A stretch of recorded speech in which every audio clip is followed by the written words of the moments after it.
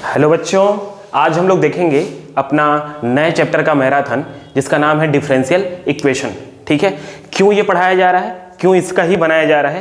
क्योंकि जैसे डिफरेंशिएशन का मैंने बनाया था तो बहुत ज़्यादा वो पोर्शन लेता था आपका एग्जामिनेशन पॉइंट ऑफ व्यू से, board examination point of view से। उसी तरीके से डिफरेंशियल इक्वेशन भी एक अच्छा वेटेज रखता है 6 से 8 नंबर का। ठीक है ना, कभी कभी तो यूपी बोर्ड में 10-10 नंबर के क्वेश्चन इसमें आ जाते हैं। 10-10 नंबर का मतलब एक 6 नंबर वाला, एक 4 नंबर वाला। ठीक है, तो चलिए देखते हैं, धीरे धीरे इसको हम समझेंगे और आगे बढ़ेंगे। ठीक है, डिफरेंशियल इक्वेशन से आपको लग रहा होगा कि ये कहीं ना कहीं क्वाड्रेटिक इक्वेशन की तरह ही कोई इक्वेशन का टाइप है। ठीक, और इक्वेशन का मतलब अगर बता दें आपको तो आपको पता होगा कि कहीं ना कहीं इसमें एक वेरिएबल होता है। ठीक है, तो उसी तरीके से डिफरेंशियल इक्वेशन में जो वेरिएबल होगा वो पूरा का पूरा डिफरेंशियल कोफिशिएंट ही होगा। ठीक है ना, मतलब dy/dx ही आपका क्या होगा, ठीक होगा। जैसे मान लो मैं कहूँ आपसे dy/dx बराबर y/x। ठीक है, तो यहाँ पे ये डिफरेंशियल इक्वेशन है। ठीक है, कितने ऑर्डर वाला? 1 ऑर्डर वाला, 1 डिग्री वाला। अब ये सर ऑर्डर और डिग्री क्या बोल रहे हो आप, तो मैं आपको समझा दिए देता हूँ कि ऑर्डर का मतलब क्या होता है, ऑर्डर का मतलब क्या होता है और डिग्री का मतलब क्या होता है। तो सबसे पहला काम जो हम करते हैं डिफरेंशियल इक्वेशन को देखने के बाद वो हम ऑर्डर निकालने का करते हैं। क्यों? ऑर्डर का मतलब होता है कि उस पूरे डिफरेंशियल इक्वेशन में, ठीक है ना, उस पूरे डिफरेंशियल इक्वेशन में, ठीक, जो सबसे हाईएस्ट ऑर्डर वाला डिफरेंशियल कोफिशिएंट होगा, ध्यान से सुनिएगा, उस पूरे डिफरेंशियल इक्वेशन में, ठीक, जो सबसे हाईएस्ट ऑर्डर वाला डिफरेंशियल कोफिशिएंट होगा उसी को हम पूरे क्वेश्चन का या पूरे इक्वेशन का, डिफरेंशियल इक्वेशन का ऑर्डर बोलते हैं। ठीक, जैसे मान लो मैं इसी की बात करूं तो यहां पे आपको केवल एक ही दिख रहा है। जैसे मान लो मैं एक और बात करूं,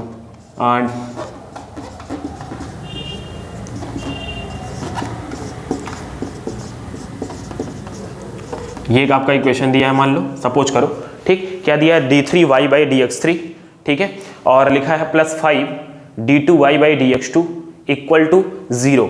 ठीक है ना, तो इसमें आपको दिख रहा होगा कि सबसे हाईएस्ट ऑर्डर वाला जो डिफरेंशियल कोफिशिएंट है वो यही है, मतलब इसका ऑर्डर क्या हो जाएगा इस इक्वेशन का, 3 हो जाएगा। ठीक है, और इसकी डिग्री क्या हो जाएगी भैया, जो इसके ऊपर पावर होगा ना, जो हाईएस्ट ऑर्डर वाले के ऊपर पावर होगा उसी को हम डिग्री बोलेंगे, ना कि हम इसको, अगर मान लो यहाँ मैं 3 लगा देता हूँ ना तब भी 3 डिग्री नहीं होगा इसका डिग्री क्या होगा 1।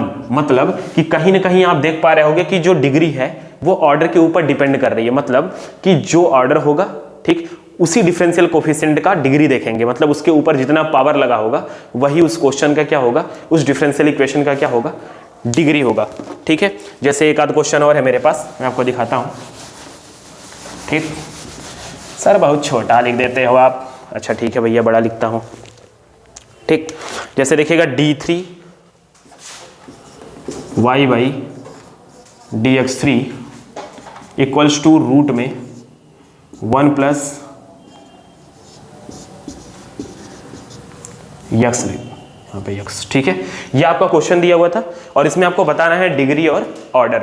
ठीक है बच्चा, तो डिग्री और ऑर्डर बताने का सबसे आसान तरीका क्या होता है कि भैया देखो सबसे ज्यादा ऑर्डर वाला कौन सा है, तो सबसे ज्यादा ऑर्डर किसका है, इसी का। क्यों? क्योंकि सबसे बड़ा डिफरेंशियल कोफिशिएंट, मतलब सबसे हाईएस्ट पावर ऑर्डर वाला डिफरेंशियल कोफिशिएंट कौन सा है, d3y/dx3। लेकिन आप एक चीज ध्यान देंगे, पूरे इक्वेशन में कहीं रूट नहीं दिखाई देना चाहिए, तो इसको मैं थोड़ा सा अच्छा कर लेता हूं। क्यों? क्योंकि यहाँ डिग्री में गलती हो जाएगा। मैं ऑर्डर तो बता दूंगा, ऑर्डर इसका क्या होगा 3, ठीक, लेकिन डिग्री आप इसके हिसाब से अगर बताओगे तो 1 बता दोगे, जो कि गलत है। क्यों? क्योंकि अगर मैं दोनों साइड स्क्वायरिंग कर दूं, ठीक है, तो स्क्वायरिंग करने से क्या बन जाएगा, d3y/dx3 का होल स्क्वायर x + d2y/dx2। समझ में आया? ठीक, तो इसका डिग्री क्या हो गया, 2 हो गया।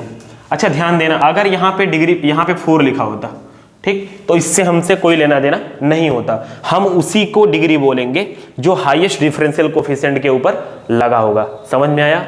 आपके समझ में आ गया होगा। ठीक, तो ये तो काम हो गया, क्या करना, ये तो काम हो गया आपका differential coefficient, sorry differential equation का ऑर्डर और डिग्री बताना।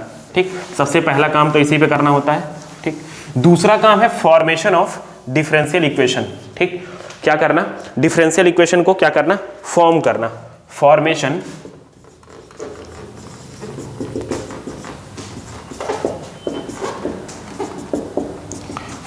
Of differential equation. ठीक है ना, तो फॉर्मेशन ऑफ डिफरेंशियल इक्वेशन का मतलब क्या हो गया कि आपको फैमिली दिया होगा, फैमिली ऑफ कर्व, अरे फैमिली ऑफ कर्व मतलब कोई कर्व दिया होगा भैया, इक्वेशन दिया होगा। फैमिली ऑफ कर्व का मतलब मैं आपसे कह सकता हूं जैसे y बराबर mx दिया हुआ है, तो ये फैमिली ऑफ कर्व का मतलब क्या, इसको क्यों फैमिली ऑफ लाइन बोल रहे हैं जरा बताना। फैमिली ऑफ कर्व नहीं, ये फैमिली ऑफ लाइन है। क्यों? क्योंकि यहाँ m की वैल्यू अगर आप अलग अलग करोगे, ठीक, तो y की वैल्यू भी अलग अलग आने वाली है, ठीक है, इसीलिए मैं बोल रहा था। ठीक, अगर इसको इसका डिफरेंशियल इक्वेशन निकालना, फॉर्मेशन और डिफरेंशियल इक्वेशन करना है तो हम क्या करेंगे, डिफरेंशिएट करेंगे dy बाई dx। इसका डिफरेंशिएशन क्या आ गया, m, ठीक, m को उठा करके, m की वैल्यू उठा के इसी में सब्स्टिट्यूट कर देंगे, तो y बराबर आ जाएगा आपका dy बाई dx और x, ठीक है। तो यहां से आ गया dy बाई dx बराबर y अपॉन x, ठीक है बच्चा। तो यहां से आपका डिफरेंशियल इक्वेशन, ठीक है, क्या निकल के आ गया, dy बाई dx बराबर y बाई x। ठीक, सर आपको पता कैसे चला कि एक बार डिफरेंशिएट करना है या दो बार? अगर मैं दो बार कर देता तो ये जीरो बन जाता, ठीक है। केवल यही रीजन नहीं है, ठीक, मैं आपसे ये कह सकता हूं कि कभी भी फॉर्मेशन करने को आए, ठीक है, यहाँ पे कभी भी फॉर्मेशन करने को आएगा डिफरेंशियल इक्वेशन, तो फॉर्मेशन करने का तरीका, पहचानने का तरीका क्या होता है कि आप आर्बिट्रेरी कांस्टेंट को पहचानो। ठीक, किसको पहचानो, आर्बिट्रेरी कांस्टेंट को। सर ये क्या होता है, ठीक, इंडिपेंडेंट आर्बिट्रेरी कांस्टेंट को पहचानना पड़ता है। जितने आर्बिट्रेरी कांस्टेंट होते हैं उतनी बार हमको डिफरेंशिएट करना होता है जब कोई क्वेश्चन कैसा करके आए कि फॉर्मेशन ऑफ डिफरेंशियल इक्वेशन, ठीक है ना। तो खुद से हमको क्या करना पड़ता है, उतनी बार डिफरेंशिएट करेंगे जितना उसमें आर्बिट्रेरी, इंडिपेंडेंट आर्बिट्रेरी कांस्टेंट होगा। जैसा कि मैं आपको दिखाना चाहता हूं एग्जांपल के थ्रू। जैसे मान लो मैं कहूं आपसे, एक मेरे पास क्वेश्चन है, y बराबर c1 प्लस c2, ठीक, cos x plus c3 minus c4 e की पावर x प्लस c5। हाँ हाँ, और लिख दो, और लिख दो, बस बस गुस्सा मत करो भाई, इतना ही लिखना था, ठीक है ना। ये आपका लिखा हुआ है एक इक्वेशन, ठीक है, y बराबर, ये डिफरेंशियल इक्वेशन नहीं है, नॉर्मल सोल्यूशन दिया हुआ है उसका। ठीक, हमको क्या करना है, फॉर्मेशन करना है, किसका, हमको फॉर्मेशन करना है डिफरेंशियल इक्वेशन का, ठीक है। लेकिन इसको हमको फॉर्मेशन नहीं करना, मैं केवल बता रहा हूं आपको यहाँ पे कि इंडिपेंडेंट आर्बिट्रेरी कांस्टेंट का मतलब क्या होता है। यहाँ पे आपको कांस्टेंट की अगर मैं बात करूं तो नॉर्मली दिख रहा है 1 2 3 4 और 5, ठीक। लेकिन अगर मैं सही से पता करने की कोशिश करूं तो आपको पता होगा भैया ये दोनों कांस्टेंट ऐड करके एक ही कांस्टेंट बनने वाला है, जिसको हम बोल दे रहे हैं k1, ठीक है ना। अगर मैं आगे बढ़ूं तो cos x plus c3 minus, यहां पे अगर आप ध्यान से देखोगे तो c4 e की पावर x इंटू e की पावर c5 लिख सकता हूं, इसको लिख सकता हूं भैया, पावर बेस सेम है, पावर को ऐड कर सकते हैं, ठीक। तो यहां पे आप देख रहे हो कि ये भी एक कांस्टेंट है, इसका और इसका अगर मल्टीप्लाई कर दिया जाए तो एक नया कांस्टेंट बन के आएगा। तो अगर मैं आपसे कहूं k1 cos x plus c3 minus, इन दोनों को मिला के एक नया कांस्टेंट k2 e की पावर x, तो ये y बराबर k1 cos x plus c3, ठीक, माइनस k2 e की पावर x। तो आप कहोगे सर ये तो समझ में आ गया कि यहाँ पे कितने कांस्टेंट होंगे आर्बिट्रेरी, 1 2 और 3, सॉरी ये वाला 3। क्यों कहा जा रहा है, क्योंकि ये तीनों एक दूसरे से इंडिपेंडेंट है, ठीक है ना। ये सॉल्व करके किसी तरीके से हम इसको एक दूसरे में मर्ज नहीं कर सकते, इसीलिए हम इसको बोलेंगे इंडिपेंडेंट आर्बिट्रेरी कांस्टेंट। और अगर इसका डिफरेंशियल इक्वेशन निकालना होगा तो हमको कितनी बार डिफरेंशिएट करना होगा, 3 बार। समझ में आ रहा है आपके, ठीक है जी। तो जरा देखते हैं, एक आध और क्वेश्चन करके देखते हैं क्या करने वाला, फॉर्मेशन वाला, ठीक है। फॉर्मेशन का एक आध क्वेश्चन और देखते हैं, उसके बाद सोल्यूशन पे आएंगे। देखिएगा एक क्वेश्चन है मेरे पास, y बराबर a e की power 2x plus b e की पावर माइनस x, ठीक। ये आपको एकदम अच्छे तरीके से दिख रहा होगा कि सर, बहुत ही अच्छे तरीके से दिख रहा है कि सर यहाँ पे 2 कांस्टेंट हैं। कितने आर्बिट्रेरी कांस्टेंट हैं, 2, मतलब इसको डिफरेंशिएट कितनी बार करना होगा, 2 बार। चलिए करते हैं, dy बाई dx, ठीक है, 2 इसका कोफिशिएंट आगे आ जाएगा तो 2a e की पावर 2x, ठीक है, प्लस नहीं लगाना माइनस, क्योंकि -1 का आगे ले जाओगे तो माइनस b e की पावर माइनस x ठीक है, एक बार हो गया। इसको इक्वेशन 1 बना लेना थोड़ी देर के लिए, इसको इक्वेशन 2 बना लेना। एक बार और कर दो d2y/dx2, ठीक है ना। अच्छा जी, ये हो गया बराबर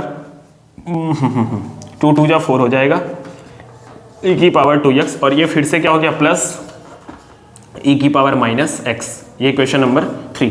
अब किसी भी तरीके से हमको कोशिश करके क्या करना है, सॉल्व करना है इनको, और ये सब चीजें एक साथ होनी चाहिए और कांस्टेंट को गायब कर देना है, ठीक। तो जरा देखिएगा, थोड़ा सा हथकंडा अपनाना पड़ता है, यहाँ पे दिमाग लगाना पड़ता है। अगर मैं इक्वेशन फर्स्ट और सेकंड को क्या कर दूं, ऐड कर दूं, ध्यान से देखिएगा। अगर मैं इक्वेशन फर्स्ट और सेकंड को ऐड कर दूं, ठीक, तो देखिएगा क्या आएगा, ठीक। अगर मैं फर्स्ट और सेकंड को ऐड करूंगा तो ये वाला पोर्शन कटेगा, ये दोनों ऐड होगा तो 3 हो जाएगा, मतलब y dy/dx प्लस y बराबर 3a e की पावर 2x, ये आने वाला है। देख लो ध्यान से, dy/dx प्लस y बराबर 3a e की पावर 2x, ये आएगा। अगर मैं इक्वेशन 2 और 3 को ऐड करता हूं, 2 और 3 को ध्यान से देखिएगा, अगर मैं इक्वेशन 2 और 3 को ऐड करता हूं तो यहां देखिएगा 2 और 3 को अगर ऐड करेंगे तो d2y/dx2 प्लस dy/dx, ठीक है, ठीक, बराबर इन दोनों को अगर ऐड करोगे तो ये दोनों क्या हो जाएंगे भैया, कटने वाले हैं, कट गए, ये 4 और 2 6 a e की पावर माइनस। अब आपको समझ में आएगा मैंने क्यों ऐसा किया है। यहाँ से देखिएगा 3a की पावर 2x की वैल्यू क्या है, वो पूरी दिख रही है, तो यहाँ हो जाएगा d2y/dx2 प्लस dy/dx, ठीक है, इक्वल्स टू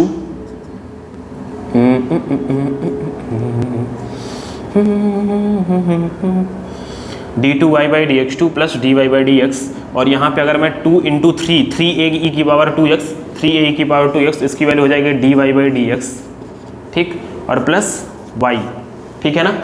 अब इसका मल्टीप्लाई करके अगर उधर भेजूंगा तो हो जाएगा d2y/dx2 प्लस ये इधर जाएगा तो कॉमन हो जाएगा dy/dx, कॉमन हो जाएगा, सब्ट्रैक्ट हो जाएगा, माइनस dy/dx बचेगा, और ये उधर जाएगा तो माइनस 2y बराबर 0। ये आपका आ गया क्या, फॉर्मेशन ऑफ डिफरेंशियल इक्वेशन, मतलब ये डिफरेंशियल इक्वेशन आपका निकल के आ चुका है। क्या है आपका d2y/dx2 माइनस dy/dx और माइनस 2y, ठीक है ना। तो ये आपका क्या आ गया, डिफरेंशियल इक्वेशन आ गया। समझ में आ रहा है आपके। ये जो डिफरेंशियल इक्वेशन है इसमें आप आर्बिट्रेरी कांस्टेंट कहीं देख रहे हो, नहीं देख रहे हो ना, तो इसको हम क्या बोल सकते हैं एक तरीके से, देखो भैया, अगर मैं, चलो उसके बाद में बाद में करेंगे, क्योंकि अभी सोल्यूशन पढ़ना है हमको, अभी मैं केवल फॉर्मेशन बता रहा था आपको, ठीक है। तो ये हो गया आपका फॉर्मेशन, ठीक है। अब हम आते हैं कहाँ पे, सोल्यूशन ऑफ डिफरेंशियल इक्वेशन, ठीक है। सोल्यूशन को समझेंगे और बहुत अच्छे तरीके से समझना हमारा क्या है, जरूरी है, ठीक है बच्चों। देखिएगा जरा,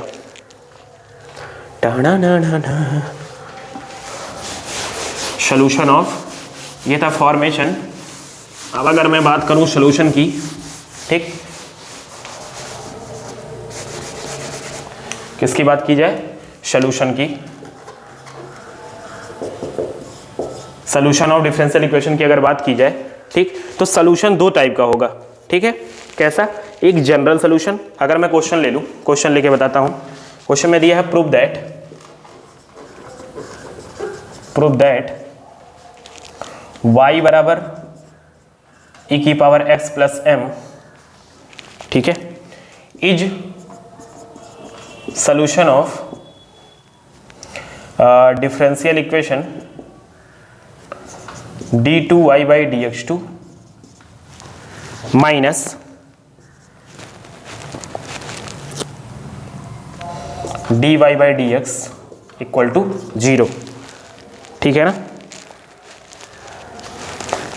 ये आपका दिया हुआ है, ये आपका क्या है, इसी को हमको क्या करना है, डिराइव करना है। तो ध्यान से देखिएगा, यहाँ पे 2 चीजें होती हैं, ठीक। ये आपका सोल्यूशन है ना, तो सोल्यूशन में अगर कभी भी कांस्टेंट रहे लास्ट में, ठीक है, अगर कांस्टेंट रहे, आर्बिट्रेरी कांस्टेंट, ठीक है, जब इसके पहले भी आपने ए और बी देखा था, तो कांस्टेंट के फॉर्म में अगर हम देते हैं, ठीक है, अगर कांस्टेंट के फॉर्म में हम लोग क्या देते हैं, आंसर को देते हैं, ठीक है, तो हम उसको बोलते हैं पर्टिकुलर सोल्यूशन, ठीक है ना। पर्टिकुलर सोल्यूशन का मतलब होता है कि वहां पे कांस्टेंट की कोई वैल्यू रखी जाएगी, ठीक है, तो अलग अलग पर्टिकुलर वैल्यू के लिए उसके अलग अलग क्या आने वाला है, सॉरी पर्टिकुलर जब कांस्टेंट के साथ आंसर आए, या यहाँ पे देखो कांस्टेंट है ना, तो यम की एक वैल्यू होगी कोई, ठीक है ना, यम की कोई एक कांस्टेंट की वैल्यू होगी।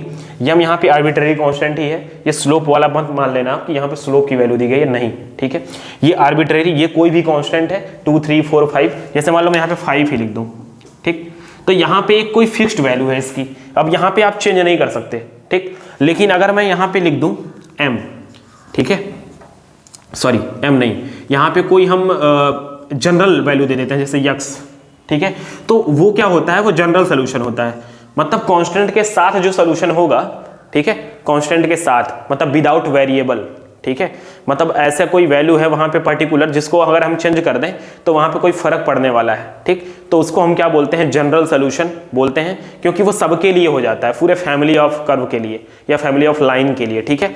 और पर्टिकुलर का मतलब होता है किसी एग्जैक्ट एक वैल्यू के लिए वो क्वेश्चन का सोल्यूशन है, ठीक है। अभी हम लोग लगाएंगे तो आपको समझ में आएगा, ठीक है ना बच्चों, ठीक। जैसे इसको बोला है तो देखो एक काम तो इसका ये होता है इसको सॉल्व करने का, प्रूव करने का कि भैया d2y/ds2 निकालो, dy/ds निकालो, इसी में उठा के पुट कर दो।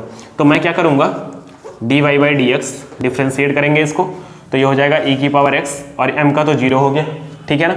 एक बार और करेंगे भाई साहब, तो क्या आने वाला है, यही आने वाला है। तो आपको दिख रहा होगा कि अगर मैं दोनों को घटा दूं तो क्या आएगा, 0 आएगा। तो क्या ये प्रूफ हो गया? इतना आसान क्वेश्चन था ये कि इसका कोई हद नहीं, ठीक है।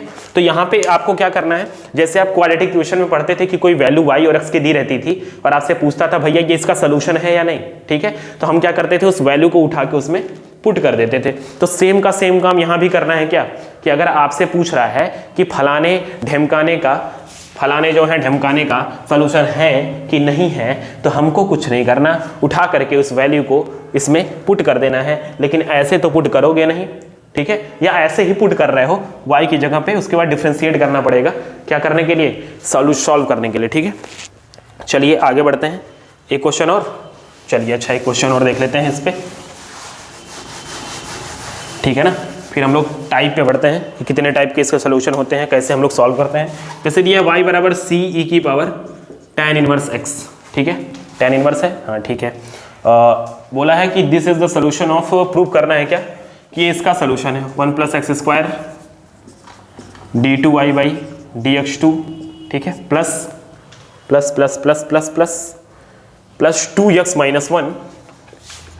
2x-1 dy/dx बराबर 0, 2x-1 dy/dx बराबर 0, ये दिख रहा है आपको, ठीक है। तो ये आपका क्या है, क्वेश्चन है, और बोला है कि आपको कि बताइए कि ये जो भैया साहब हैं, भाई साहब, ठीक, ये इनके क्या है, सोल्यूशन है, ठीक है। तो चलिए देखते हैं कैसे समझ में आएगा। यहाँ से आपको लग रहा हो कि 2 बार डिफ्रेंशिएट करना है और 1 बार, ठीक है। तो चलिए देखते हैं, हो सकता है यहीं पे प्रूफ हो जाए। dy/dx करेंगे तो भैया c और e की पावर x का e⁻x होगा, ठीक। tan इनवर्स x का फिर से करेंगे तो 1/1 + x², चेन वाला मेथड लगाना है भाई साहब, आराम से कर लेना है। तो इसको देख करके मुझे ऐसा फील हो रहा है कि इसको हमको उस साइड भेज देना चाहिए, तो इसका मैं क्या कर दूंगा, क्रॉस मल्टीप्लाई, क्योंकि दूसरी बार हमको क्या करना है, इसको डिफ्रेंशिएट करना है, ठीक है। तो ये हो गया 1 + x² dy/dx c e की पावर tan इनवर्स x, ठीक है बच्चा। अच्छा जी, यहाँ पे हम इसको डिफ्रेंशिएट करेंगे मल्टीप्लाई वाला रूल लगा के, ठीक। तो मैं इसको छोड़ देता हूँ, 1 + x², इसका डिफ्रेंशिएशन करेंगे तो d2y/dx2, दिख रहा है कि नहीं, ये बताओ, दिख रहा है क्या जी, दिख रहा है। ये मैं टेढ़ा लिख देता हूँ क्या, ठीक है, देखिएगा ध्यान से, यहाँ पे क्या है 1 + x² d2y/dx2, ठीक है, बराबर सॉरी प्लस इसका करेंगे तो 2x हो जाएगा और dy/dx बराबर क्या हो जाएगा, इसका डिफ्रेंशिएशन c e की power tan inverse x upon 1 + x², ठीक है ना। ये दिख रहा है आपको, दिख रहा है, थोड़ा सा सीधा लिखने की कोशिश में दीपक सर, ठीक। ये हो गया आपका। इसको हम क्या करेंगे, ध्यान से देखिएगा, इसकी ये किसकी वैल्यू है, ये देख रहे हो आप, dy/dx की वैल्यू है। तो अगर मैं इसकी जगह dy/dx लिख दूं और इसको उस साइड भेज दूं तो क्या यही दिख रहा है आपको, देखो जरा ध्यान से। अगर मैं देखो यहाँ पे 1 + x² d2y/dx2, ठीक है। 2x - 1 दिख रहा है तो 2x यहाँ पे है, ये पूरा dy/dx बन जाएगा, इसकी जगह पर रख देंगे तो ये पूरा इधर जाएगा तो dy/dx कॉमन बचेगा 2x - 1। समझ में आया? समझ में आइल बाऊ, ठीक है। चलिए आगे देखते हैं हम इसका क्या सॉल्यूशन, कैसे कैसे मेथड से इसको सॉल्व किया जाता है, ठीक है। किन किन मेथड से हम सॉल्व करते हैं डिफरेंशियल इक्वेशन को, ठीक है ना। ये तो हम चेक कर रहे थे कि क्या इसका सॉल्यूशन है कि नहीं, लेकिन अब आएगा कि कितने मेथड से हम क्या करते हैं, इसको सॉल्व करते हैं, ठीक। तो समाज में, आपके बोर्ड वाले समाज में 3 मेथड इसमें दिया गया है, ठीक है। पहले वाले को हम बोलते हैं वेरिएबल सेपरेबल,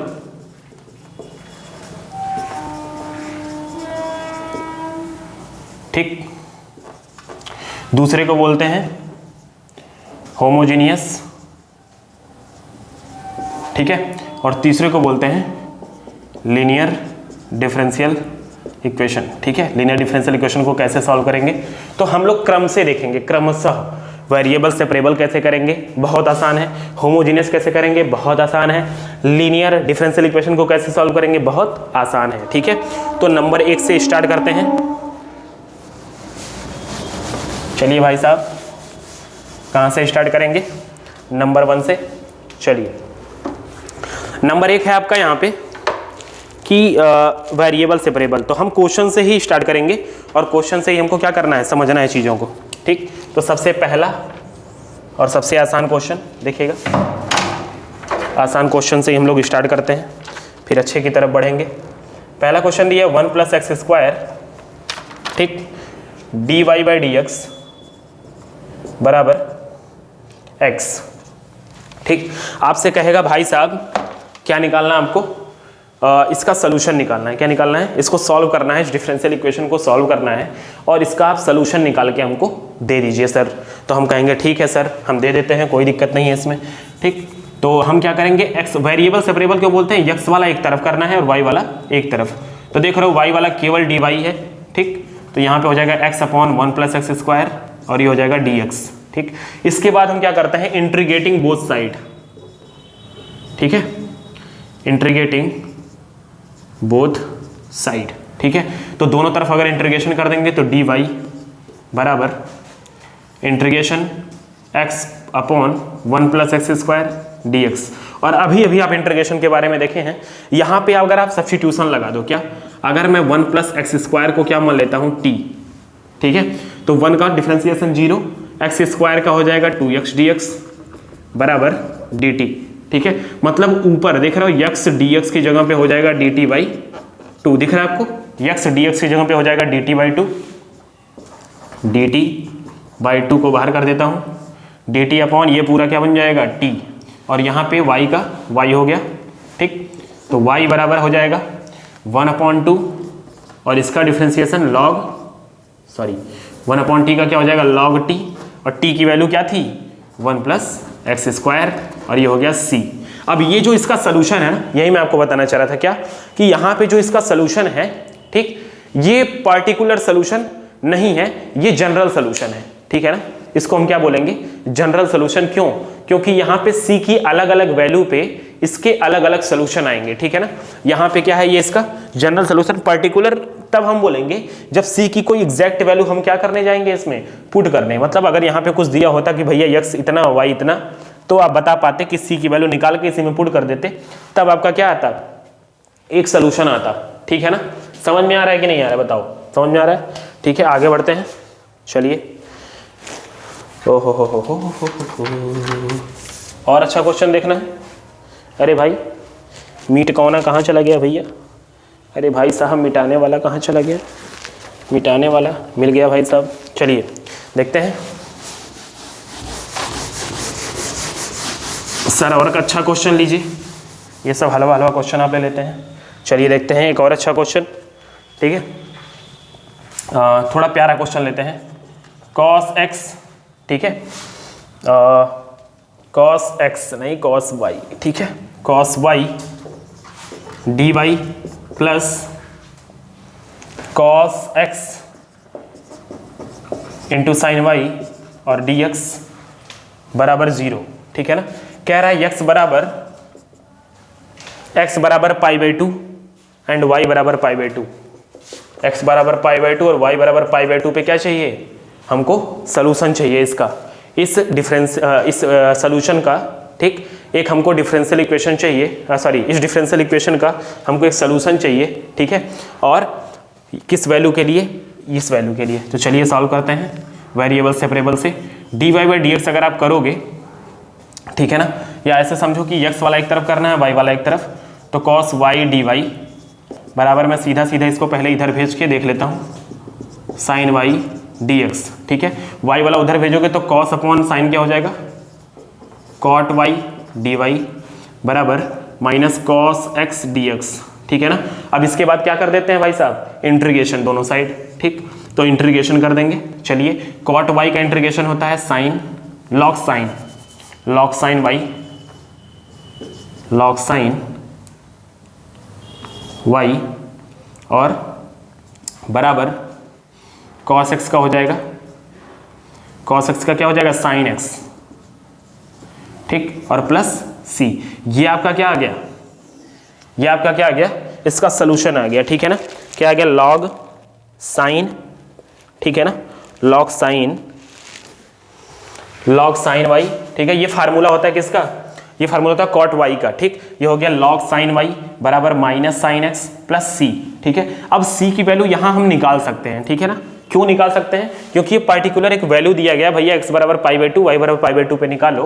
तो अगर आप y बराबर पाई बाई टू रखोगे तो sine pi by two 90 degree 1 हो जाएगा, log 1 की वैल्यू 0 होती है बराबर, और ये आपका 1 हो जाएगा प्लस c, तो c बराबर क्या आ गया 1।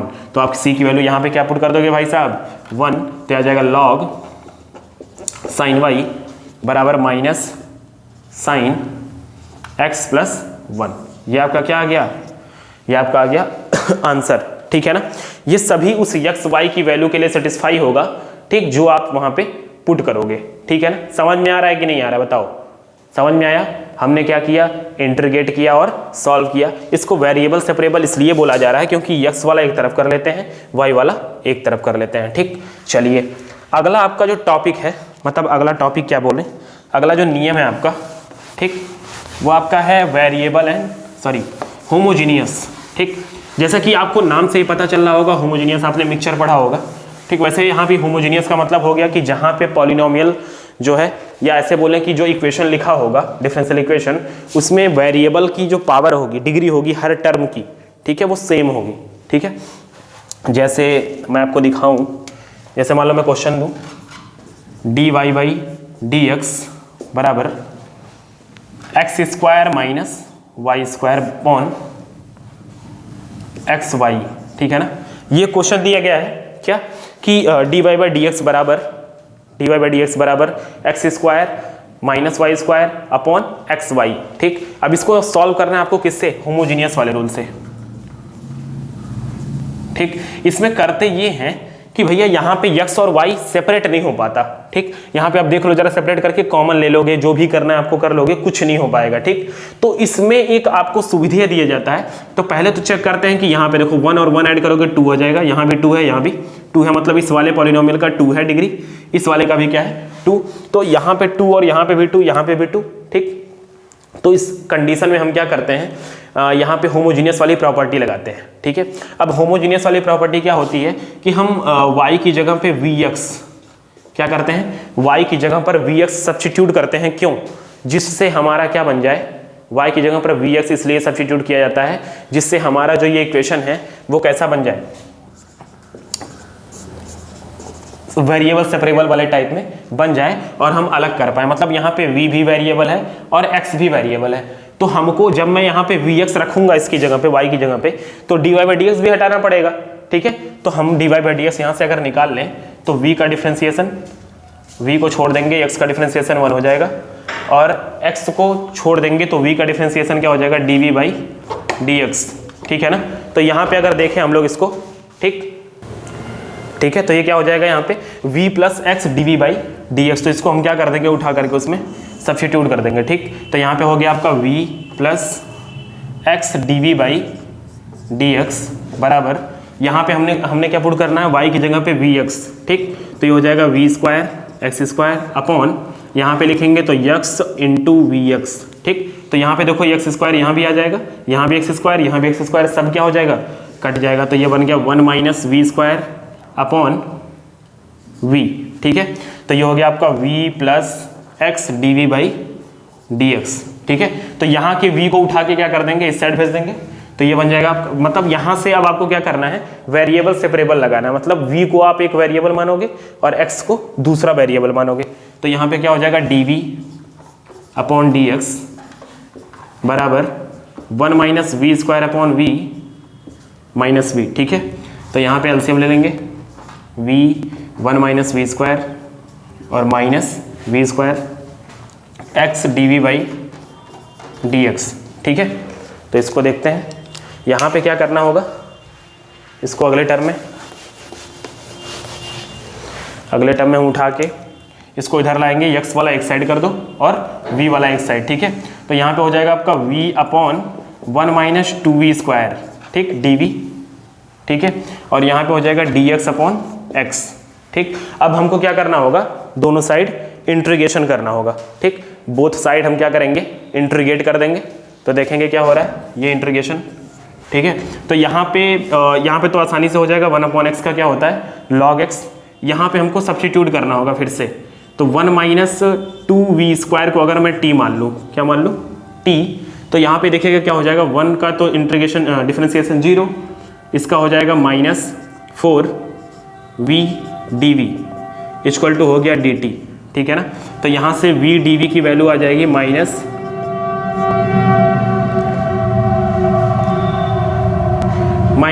dt बाई 4 हो गया, ठीक। तो v dv की वैल्यू क्या उठा के रख देंगे, माइनस dt बाई 4। तो यहाँ पे क्या बन जाएगा आपका, हो जाएगा माइनस dt अपॉन 4 और इसकी जगह पे हमने t ले लिया था, तो ये हो जाएगा t, मतलब 1/4, ठीक है।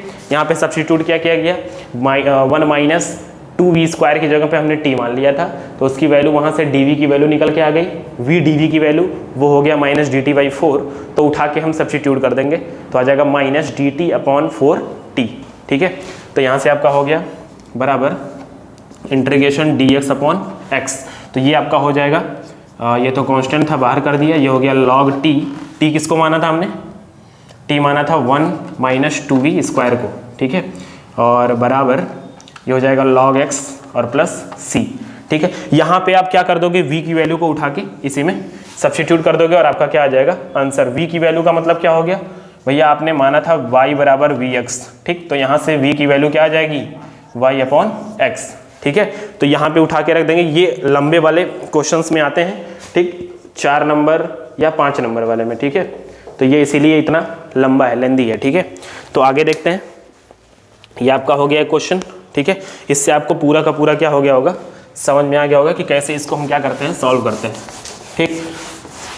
अगला जो मेथड है आपका, ये आपका कौन सा मेथड था, होमोजीनियस, ठीक है। इसमें बहुत सारे क्वेश्चंस मिलेंगे और उसी टाइप के मिलेंगे, कैसे, y की जगह पे हम क्या पुट कर देंगे, vx, ठीक है। जिससे आपका क्वेश्चन क्या बन जाएगा, वेरिएबल सेपरेबल वाले टाइप में बन जाएगा और आप आसानी से क्या कर लोगे, सॉल्व कर लोगे, ठीक। इसके बाद आपका जो आता है लीनियर इक्वेशन वाला, ठीक, वो आपका होता है इस टाइप में, dy by d x plus p x dot y बराबर क्यू एक्स, ठीक है ना। इस टाइप में आपको मिलेगा और इसको लीनियर डिफरेंशियल इक्वेशन इसलिए बोलते हैं क्योंकि आप देख पा रहे हो कि यहाँ पे ऑर्डर और डिग्री दोनों इस डिफरेंशियल इक्वेशन की क्या है, 1 है, ठीक है। तो यहाँ पे करना क्या होता है, इस टाइप का इक्वेशन लिखा होगा, ठीक। उसमें से हम क्या करेंगे, px को सब्स्टिट्यूट मतलब निकालेंगे, छांटेंगे कंपेयर करके, और qx को कंपेयर करेंगे और सीधा का सीधा इसका जो आंसर आता है, पहले तो हम इंटीग्रेटिंग फैक्टर यहाँ से निकालेंगे, तो ये हो जाता है e की पावर px dx, ठीक है। ये आपको अभी क्वेश्चन से ही ज़्यादा समझ में आएगा, थोड़ा बड़ा लिखता हूँ, इंटीग्रेटिंग फैक्टर बराबर क्या हो जाएगा, e की पावर px dx। कभी कभी भैया ये y उल्टा होता है, dx by d y, p y x equal to q y, ठीक है ना। तो उल्टे वाले फॉर्म में भी हो सकता है, इसी तरीके से होमोजीनियस वाले में भी, जहां हमने y बराबर वी एक्स माना है, कभी कभी x बराबर वी वाई भी मानना पड़ता है, ठीक है। तो यहाँ पे क्या हो जाएगा, ये इंटीग्रेटिंग फैक्टर होगा और जब ये आप निकाल लोगे तो सीधा का सीधा डिफरेंशियल इक्वेशन का सोल्यूशन क्या आ जाता है, यहाँ से निकाल लेते हैं हम। इस फार्मूला होता है y into integrating factor equal to integration of q x, ठीक है, इंटू इंटीग्रेटिंग फैक्टर और into d x plus c. ये सीधा का सीधा फार्मूला हम क्या करते हैं, अप्लाई कर देते हैं और हमारा क्या आ जाता है, सोल्यूशन आ जाता है सीधा का सीधा। मतलब ये हुआ कि यहाँ पे आपको इंटीग्रेशन करना ही पड़ेगा, ठीक है।